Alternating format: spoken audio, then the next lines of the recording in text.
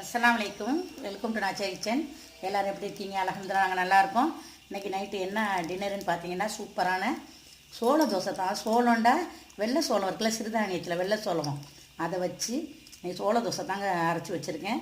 ஒரு கப்பு அரிசி, அரை கப்பு சோளம், வெள்ளை சோளமும், 1/4 கப்பு உளுந்து, ஒரு ஸ்பூன் வெந்தயம் போட்டு நான் மிக்சியில் தான் அரைச்சிருக்கேன். சூப்பராக இருக்கும், ரொம்ப ரொம்ப ஹெல்த்தானது. ஒரு தோசை ஊற்றிட்டேங்க, ஊற்றி நல்லா ஊற்றிருக்கேன். இப்போ நான் எடுத்து காட்டுறேன் பாருங்க. திருப்பி போட்டேன்.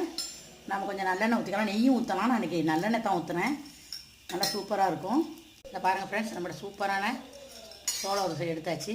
ஹோட்டலில் தோசை இருக்கிற மாதிரியே இருக்குல்ல, ஹோட்டலில் அப்படி தாங்க இருக்கும். பாருங்கள் ஃப்ரெண்ட்ஸ், நான் இன்னொரு தோசை ஊற்றிருக்கேன். பார்த்தீங்களா எவ்வளோ சூப்பராக நல்லா பொங்கி வந்திருக்கு.